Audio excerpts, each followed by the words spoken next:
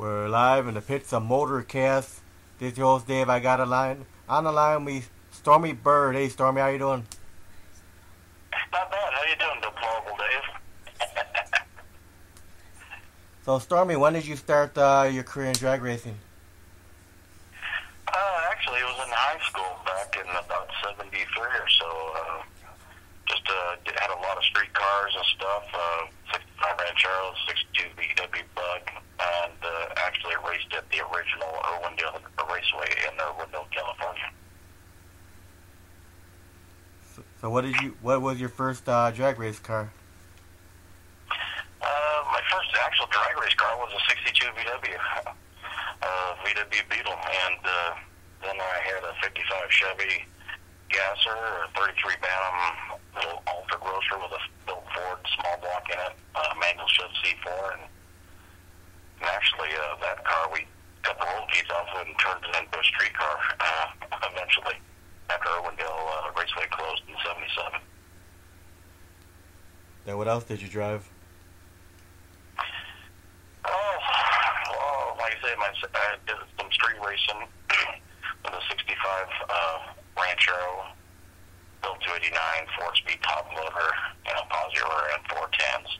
Did a little street racing with it. And before I learned the place to do it was at the drag strip. I had a '65 Ford wagon with a FE block, 352, and built it a little bit, raced around a little bit, and then about '84, I got together with a buddy of mine. I raced with Dennis Ankenbauer, and we got a hold of an old race car specialist chassis.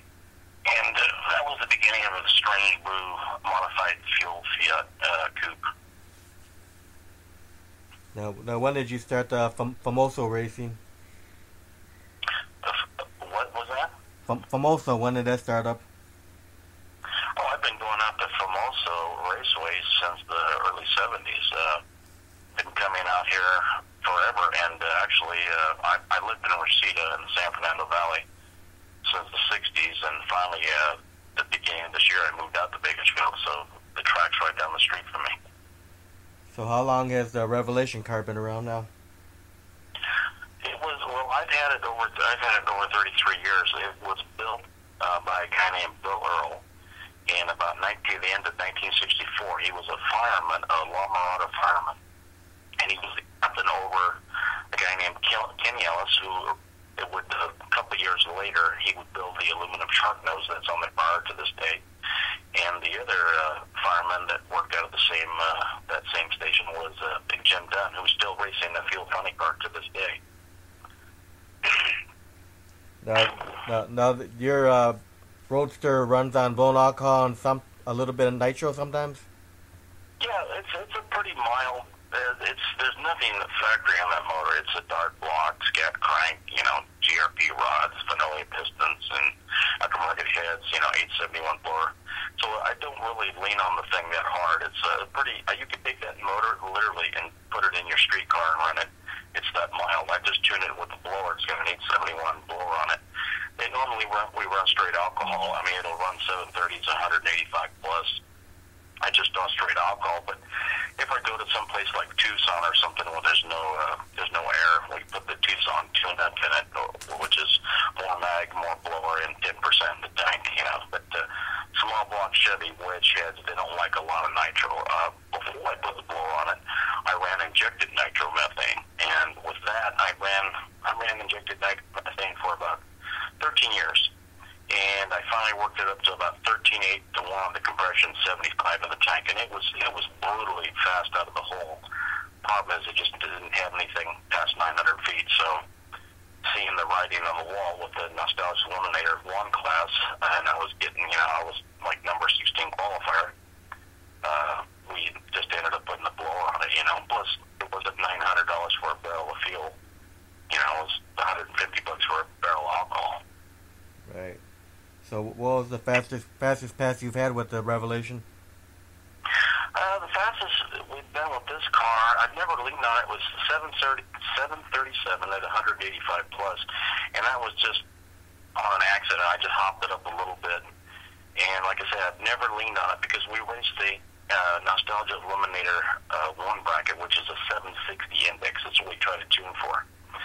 But, what I do is I put a little bit more of a tune-up in it, because if you put 7.6 seconds of tune-up in it and you get left on, you got nothing to catch up with. So I usually put a 740 or 745 tune-up in it, and that way if we get left on, then we got something to catch up with, and we can wheel race at the top end. My car doesn't leave it hard, but it hauls ass on the top end. Now, Stormy, when you started drag racing, what drag race drivers were inspirational to you back in the day?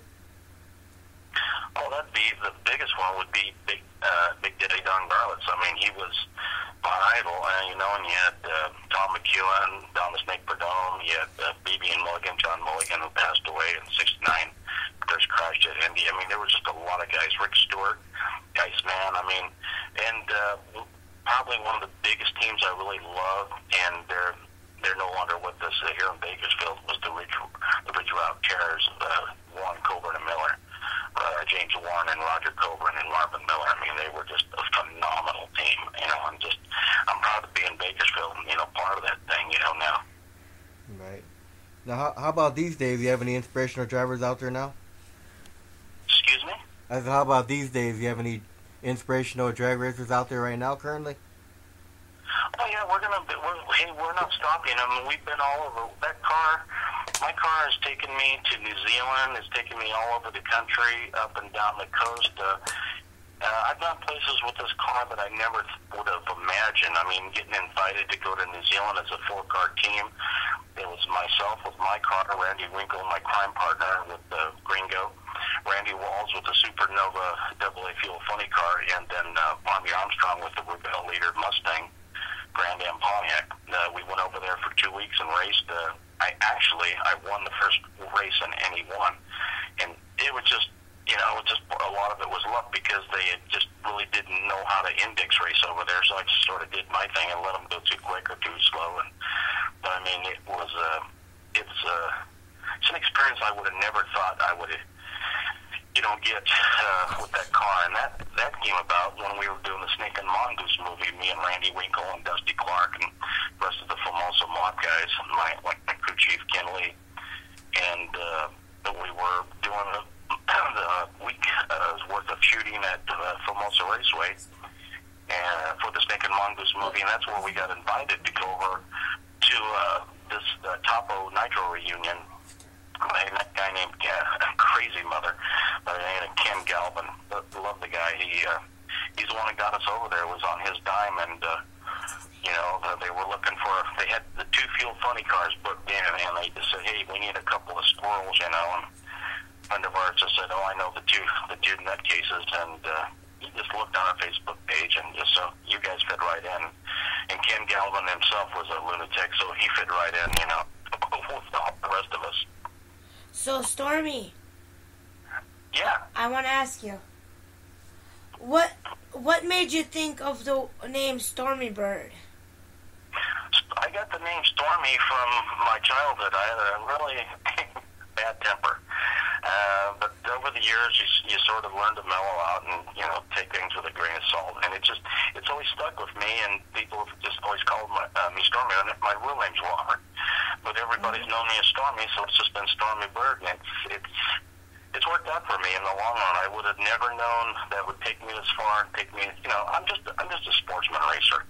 I just have my little modified roadster, and we're just having fun, but, we get booked in and paid, to show, and, we go all over, the Meltdown Drags in Byron, Illinois.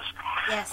We went to the Julesburg race that Robert Sensenig put on, and I had my car. I was qualifier number 3. Then Randy was number 1. He ended up winning the Don McClintosh Memorial race. And there, we go anywhere there's a fun race or something that we can just screw around on.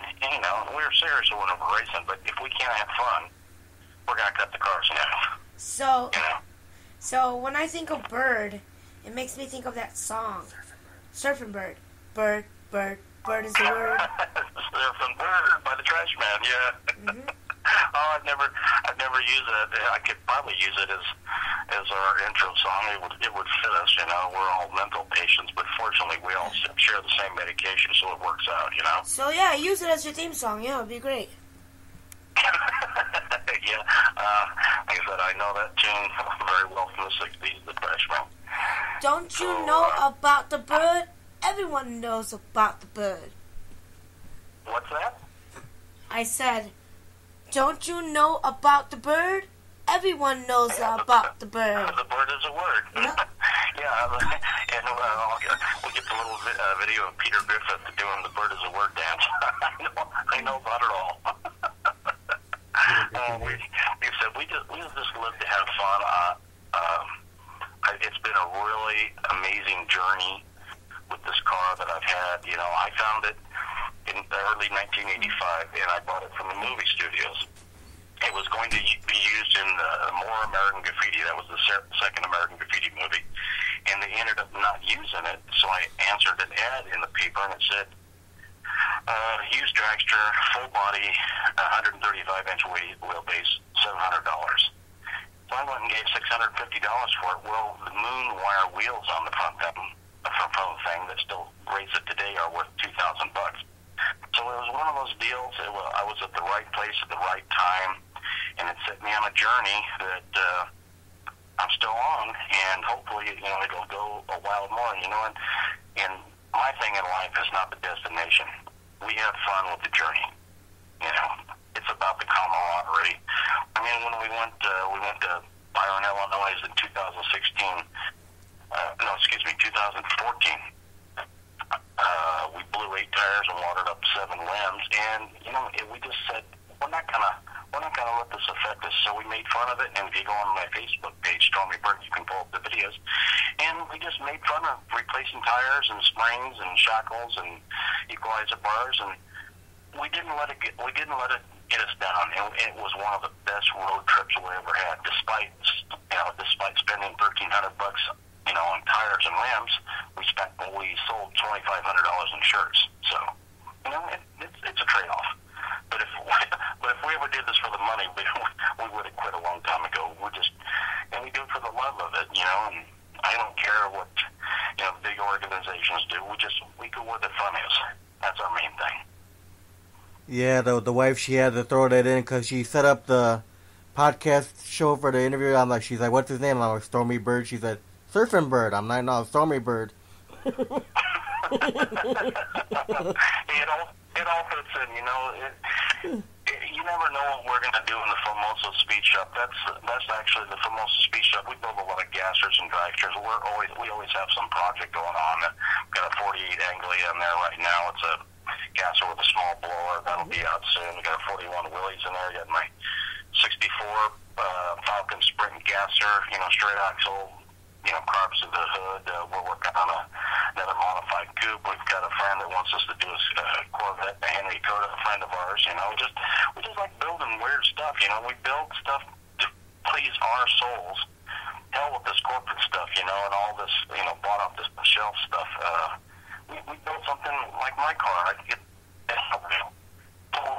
We build life-size Hot Wheels, and we have fun. And you know, the stuff we build works. You know. Right. Now, any plans to ever build a nitro car, just straight nitro?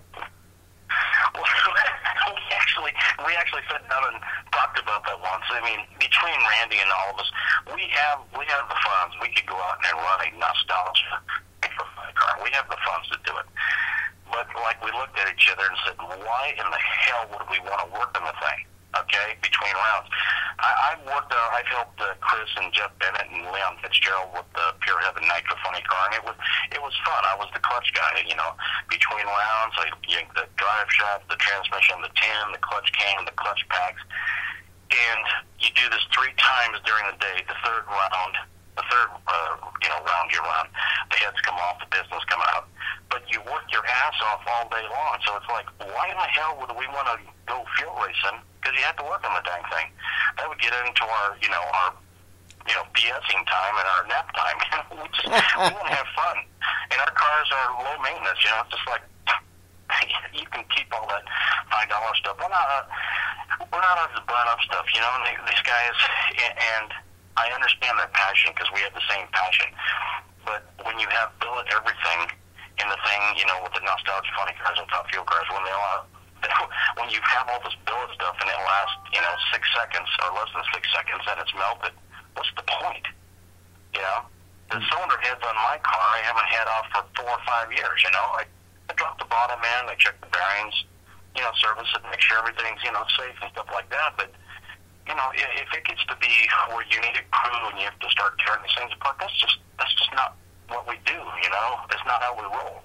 Well, you know, the Formosa mob wants to have fun, and that's where we're at, you know. So if there's something fun or weird, or you know, it doesn't matter, you know. If you hold a drag, you know, race, you know, down the block or something, and you know, it's all legal. We'll go and do it, you know. Just wherever there's a place to go, you know. That's why we go to the meltdown drags, Julesburg, Reading drag strip, you know, Tucson, you know, down at the Verona drag strip, you know, just wherever there's fun to be had, especially Eagle Field, Rocky Phillips with Eagle Field. I love that thing. You know, I've raced Pure Hell, the AA Fuel Altered. I've raced him 4 times, and I've got 3 wins and 1 loss.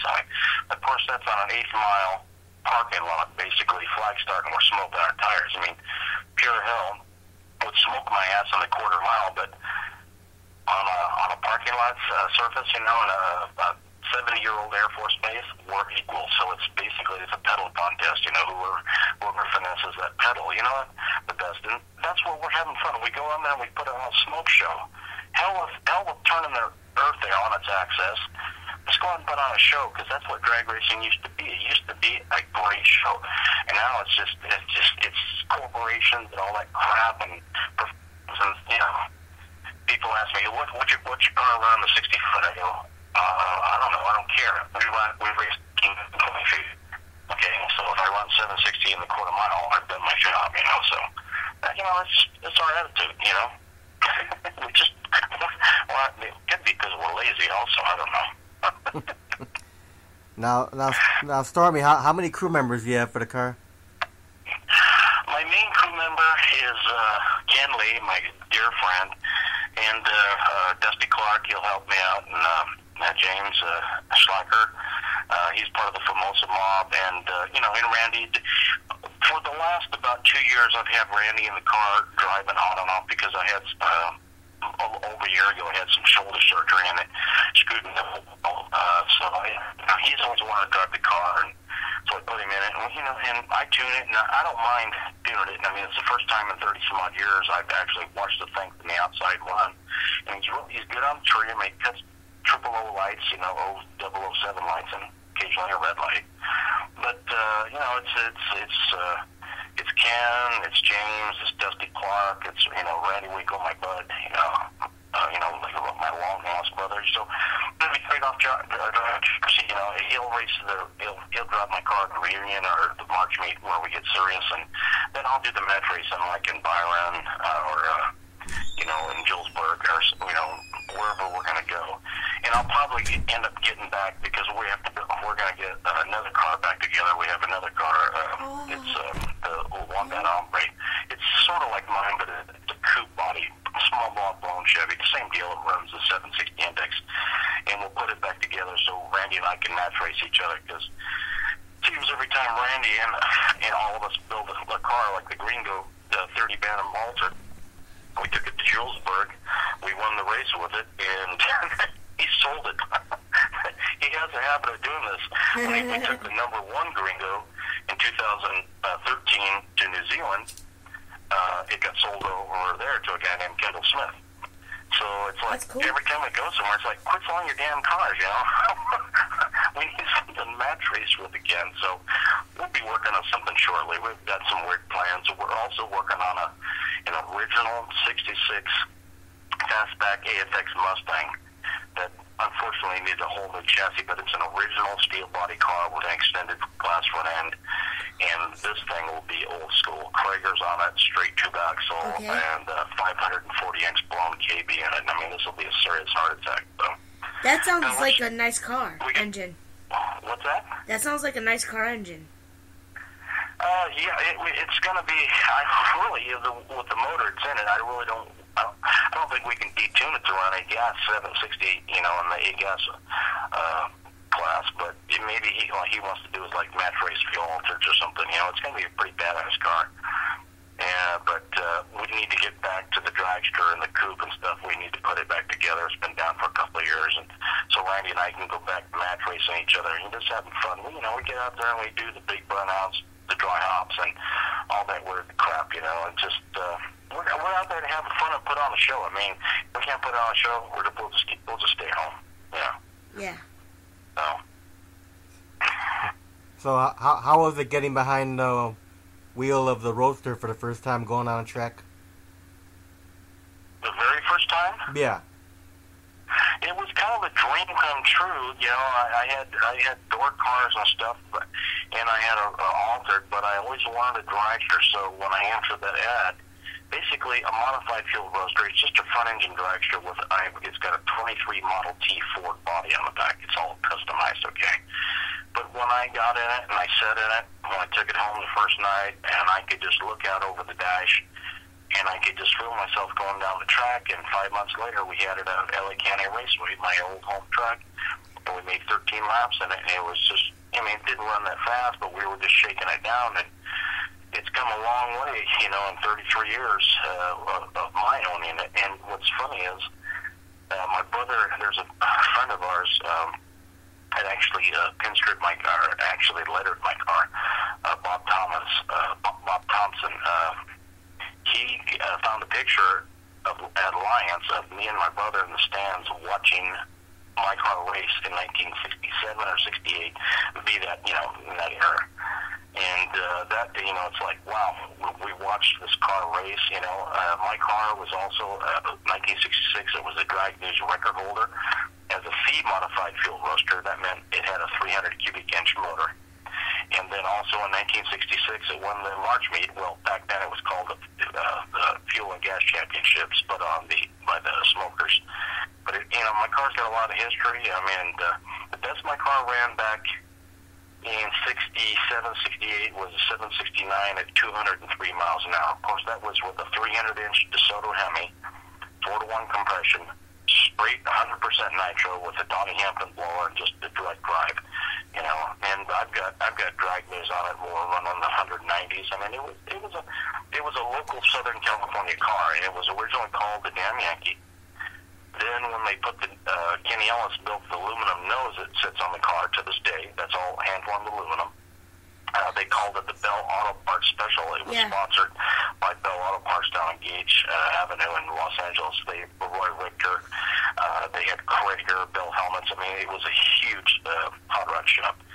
And then about 67 or so, Bill Earl, the original owner of the car and builder of the car, he renamed it the Rounders. And I wonder what the hell was the Rounders? It was a TV comedy sitcom with cowboys in it that ran in the 60s. It ran like a season or two. So the car was called the Rounders.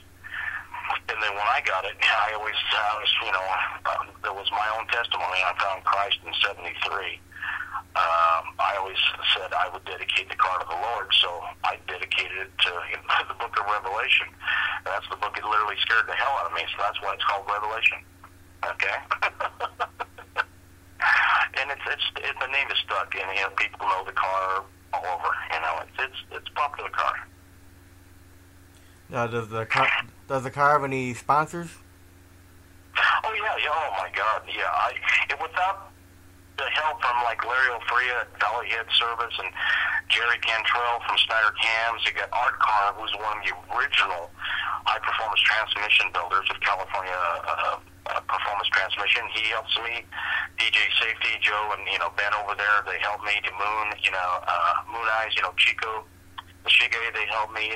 There's so many people that stepped up. Titan Oil Pumps, Bob and Heather Sanders. If it wasn't for these people, I couldn't do the things I do. They step up when I threw a rod out a few years ago. I put a brand new set of billet rods in the car, billet steel rods, and I've never run billet steel before. I've always run aluminum, and 29 runs, one of the rods broke and tore things up pretty bad. So You got, Gary Cantrell was the first to help me, and then Larry O'Frea, Dolly Headserver stepped up, and, all the machine work on the engine, and then, like I said, my transmission work is for years and years has been done by our car, California Personal Performance Trans. So if it wasn't for these guys, because I'm a former, mechanic, I've turned wrenches for 42 years. If it wasn't for these guys, the car would be down for a year or two, because these guys step up and help me with the hard stuff that I need. I can race. And if it wasn't for them, I mean, I'd be in the grandstands watching. So I'm very blessed to get to do the things I get to do, and to have the friends I have. Even little things like gaskets. Dave Purcell, Dave's gaskets. I mean, my God, just gaskets and stuff. That stuff adds up over time. So all these people that step up and help me, like I said, I'm extremely blessed, to get to do the things I get to do. And God willing, He'll let me, because all the stuff we have all the stuff in life we have, it's on loan. And one day it will be taken away, when we leave this planet. So, I just try to do the best I can, try to be fair, good sportsmanship. I set up my Bible tracts. I don't beat the Bible. I set up Bible tracts. If you want them, fine. If you don't, that's your business. But I try to be a good sportsman, try to encourage people to do the right thing, race up the drag strip, not on the streets. And I was guilty of that, 35, 40 years ago. So, I mean, I try to be, they call me now, I got labeled the ambassador of nostalgia drag racing, and that's an honor for me. Ambassador? Nice. So, it's just, it is an honor, and it's a privilege, and it's a blessing to me to get to do what I get to do, Right. So, how many events did you run this year? Let's see, the March Meet, Verona, did the Nitro Revival with Steve Gibbs. That was a great deal. We were headed to the Meltdown Drags in Byron, Illinois, and my Yukon broke down, so we turned around on it. Some ANRA races. In fact, there will be an American Nostalgia Racing Association race this weekend at Famoso. That's where all sportsman cars, NE1 and A-Gas, 760 cars on, down, and slower. That'll be a 2-day event that Butch Hendrick puts on for the American Nostalgia Racing Association. We run his races, ran the Hot Rod Reunion, and there's probably a few more things we may knock out. Where there's actually, they're talking about a race out in Camarillo at the airport, where they did a Pro Series race back in the early 70s, where they ran Top Fuel cars, and it was on like concrete runways, and it was phenomenal. So there's talk about going off there, and then also the upcoming Last Moon Eyes Christmas show with Chico and Shige. That'll be the Irwindale drag strip, excuse me, in December, probably I'm not sure of the date, but first or second weekend of December. That'll be the last race for Irwindale drag strip and the Irwindale Speedway. The land was sold, and I guess they think that they need discount, clothing stores there more than, a 8-mile drag strip to help keep the kids off the streets at night and give them a legal place to race, It's funny, all these politicians bitch and moan about street racing, but, they're not out there helping. I mean, when LACR was closing down and other tracks, we were there, we were talking to the news and stuff, and Terminal Island Raceway and all those, they bitch and they bitch and they bitch, and they give you lip service. And when it push comes to shove, they shut the thing down. So the kids in the San Gabriel area, the Irwindale area, they're going to lose Irwindale Speedway and Irwindale drag strip, and that's the main thing, because every Thursday night, hundreds and hundreds and hundreds of kids and cars show up. And so we're going to lose that at the end of the year. And you don't hear much out of NHRA, but then they have their own big fish to fry, with their big pro show and stuff, and the problems they're having. So I guess they can't help the little sportsman. However, the little sportsman is the backbone of drag racing, not the 24 fuel guys that run around the circuit. It's amazing what they do, but it's the sportsman racer, the guy that runs on the weekend, the guy that takes a street car in there. Those are the guys that support the weekend drag strips, not the big pros. That's all corporate millionaire money, okay? Right. And if the little guys, NHRA wouldn't exist. I don't think. Yeah. I know a lot of people are fed up with the NHRA these days. Well, I mean, they needed to come into existence. Wally Parks had a vision. He had to turn the street racing crowd and from a bunch of just juvenile delinquents and hellraisers, had to give them a legitimate outlet. And as time went on, things got more corporate, more structured. Rules, and let's face it, the rules. There's nothing wrong with the rules. The rules have saved lives, and every rule is written in some guy's blood, literally. Okay, but how can the average fan go to a big show race and look at a pro stock car that cost $250,000 and say, well, I want to do that, and that thing looks nothing like anything out the showroom. You got these funny cars, all they are is just a bubble with a little windshield on them, and the only thing that separates them, what car it's supposed to be, is the decals on the windshield, and those are probably made over in China. It's turned into just a millionaire's club, unfortunately. They tried to slow it down years ago. Dale Armstrong, the guy that helped create the problem, gave him a perfect example, improved how to slow these cars down, but they shortened the track for the big guys to 1,000 feet, and what happened? They're going 300, almost 40 miles an hour now at the 1,000-foot mark. So what did they accomplish? They're just pushing more people away. But that's their deal. It's amazing what they do. When I watch them, your jaw just hits the ground what they can do. But when you have a $100,000 motor and it melts down in less than 4 seconds, what is the point? That's the way we enjoy the nostalgia thing. It's low maintenance. We do what we want. We have fun. We're on our own journey. We're off the beaten path. It's just the way we are. We're mutants, but that's okay. We get along with our own group, and we're out to have fun. That's our deal. So they can have all that corporate BS. Yeah, I've seen people saying that the NHRA is almost like NASCAR now. Basically, especially with their point system, that you can win a crap load, 6 or 8 races during the year, and then it's like the last 6 races of the year that matter. It's like, the champions used to get there by winning the most races or the most rounds. Even if you didn't win a race, if you won the most rounds, you were champion. Well, that all stopped with this new point system they have, and I used to go to the national events every year. I haven't been to a national event in 6 years. I just don't care anymore. Yeah. I don't go to the NHRA Museum, and the NHRA Museum, it's really a nice place. I just separate myself from the corporate stuff. Like I said, it's amazing what they do, but it doesn't interest me. My head is a nostalgia. Years ago somebody told me, Stormy, you can't go home. Well, hell, I never left. Right. So, it's that attitude that Randy Winkle and I have. So we're going to go have fun and do what we want, So, yeah. So how old are you? Making memories. That's the main thing, having memories, because everybody goes through life in a hassle. Everybody's looking for the big moments, and the problem is, everybody has their big moments. If you want a big raise, your first kids, you got married, you had your first child. There's moments in everybody's life, okay? Yes. But if you really tuned in and you're looking at the moments between the moments, and those are nanoseconds, they're slashes of time.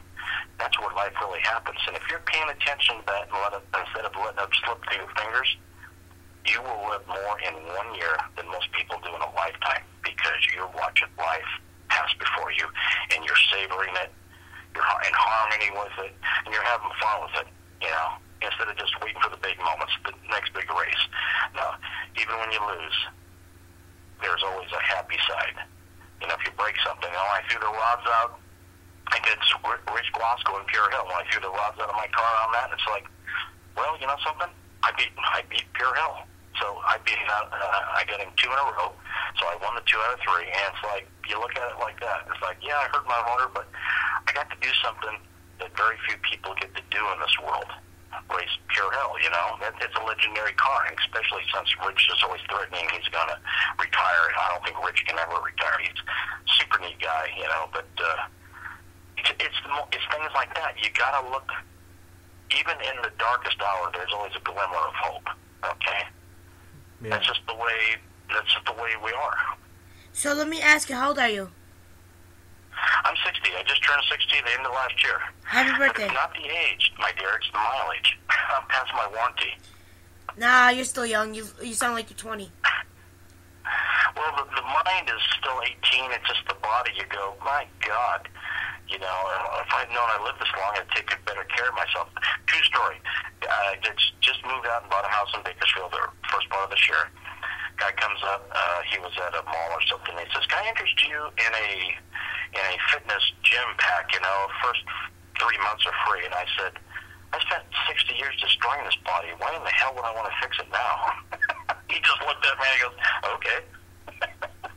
Yeah, that's cool. You know. Yeah. That doesn't mean you shouldn't take care of yourself. I've never been a drug user, not really a drinker. You know, if I have a beer or two a year, that's a lot. I get high off of life. My high is not just the race cars, the friends, it's the camaraderie. It's not the run. It's when you're towing back into the pits and you hear the pebbles in your tires bouncing up the body, and you hear the clanking in the transmission, you know, and the front wheels running, and you hear laughter in the distance, and you hear people working with tools and music and laughter, and that's where you're living. When you're paying attention to what's going on around you, you'll live more in a year than most people do in a life, and that's what we're doing. Yeah. So what are your favorite tracks to run on? Well, obviously, Bakersfield, my home track. I mean, I really miss LA County Raceway, but Meltdown, the Meltdown drags out at Byron, Illinois. It's a beautiful place. It's big, it's open, it's clean. It's not like out here, you know, because this is a desert area out here and around Bakersfield. But Byron, Illinois is a beautiful track. A lot of greenery. A little humid out there sometimes. We really fell in love with Julesburg, Colorado, when we went to Robert Cincinnati's race out there and won that Don McClintosh Memorial. It's an old airport and has no guardrails, so they have an 850 index that's just, you can't go any quicker than 850 because it doesn't have, you know, approved guardrails. And which is bitching. You're driving down the thing and you're going, wow, no guardrails. Just, you know, there's like 30 feet, 40 feet of grass on each side. That's why they put the restriction. Cars can't go quicker than 850, and we would have ate that up. So what Robert did for us, he put on a 5-second index, and we raced to the 8th mile, which was fine. And we all made qualifying hits and stuff. And my buddy, you know, my crime partner, Randy Winkle, ended up winning it. And Don McClintosh's family, they put up $1,000 for the winner. I mean, it just was super neat. We still have the decals on the car, and that was a fun deal. Reading drag strip. That's a neat old place. It's one of the oldest drag strips in the United States. We went up there a couple of years back, and we won everything they had: top speed, low ET, twice, best burnout, everything. And I like the Lodi, the Return to Kingdom. The only problem is the track is really rough. If you take some decent tires out there, it does tear them up. But it's just that nostalgic feel. That's where Don Garlitz came out after he got his butt kicked at Bakersfield in 1959. He moved down to Iski, and they put the supercharger on his car, and he went to Kingdon, and he won that. And that's what the Garlitz Kingdon have. And the next stop was Texas. They beat him to come out. So there's a lot of historical things about like the old Kingdom basically. Yeah. So pieces like that. There's no traction. It's speed for like 100 feet with Coke syrup, which is pretty sticky. So I told Randy I wasn't driving because my shoulder was healing, and I told Randy, I says, put it in high gear and just roll on the throttle real easy. So he rolls on the throttle real easy, and he got up the end of the Coke syrup, and he smoked the tires the rest of the quarter mile. It looked bitch, and we went like 170, like 8.5 seconds or 8.75 seconds. I forget what it was, but you looked at it and you went, wow, that's like a run out of the 60s, man. It smoked the tires. So I mean, every Yeah. It's a neat place, and we enjoy it. You know, Eagle Field. It's an old air base. Robert, we don't have a lot of time left. We don't have a lot of time left. I gotta get these couple questions out. Okay. Yeah. Are you married? Yes, I just only got remarried. Okay. Do you fix your own cars? Do I fix my own cars? Yeah. Yes, I'm an auto mechanic trade. So you like to get down and dirty, huh? Oh yeah. Does your wife love that too? Oh yeah, she's a hot rod gal. She loves hot rod. Actually, a senior feature editor for Old School Rods and Car Culture Deluxe magazines. That's what she's been, and she worked for Barbara Peterson of Hot Rod Magazine years ago also. That's cool. Now, have you ever been to Great Lakes Dragway? No, I'll be there someday, but you know, it's just, you know, when you turn wrenches for a living, I mean, when you only have a limited budget, and your trips, you know. Okay. Because definitely ain't free, you know. And we get from a lot of the places we go, we do get compensated, you know, for gasoline and buying and stuff. So we don't help it. You know, sometimes we go out there and we just focus on a trip. Okay. Now, you prefer the quarter mile or eighth mile? You know, it doesn't matter to me. Either one. I enjoy smoking the tires on the 8 mile tracks like Eagle Field with the flag start. I enjoy that because I can just smoke the tires. You know, I can burn the tires off. And then when I want the real feel of speed, then I like the quarter mile and get out in Bakersfield because it's always well prepped. The dogs just do a great job, you know, and all the track officials just do a phenomenal job. And it just gets out there and hauls ass, and you know, you put it in the high gear and he just lays you back, and you just. I like the speed. I don't care if I go 10 seconds, but you know, if I'm on the 180s and we put a new high speed on the car, so hopefully we're gonna hit. We want to get it into the 190s, seriously into the 190s. And we're talking a 50 some odd year old car. Okay, I got a couple fun questions before we go. Okay, I got a couple good questions before we go. Okay, what's your favorite food? My pizza. We just had pizza. Well, they have great pizza out here in Bakersfield. What's your favorite drink? Non-alcoholic or alcoholic? I'll just go with Pepsi. I love Mountain Dew. That's a lot your teeth, girl. Well, I quit it. What's that? I quit that shit a long time ago. I quit it like a month ago. Okay. Okay, what's your favorite? Okay. What's your favorite music?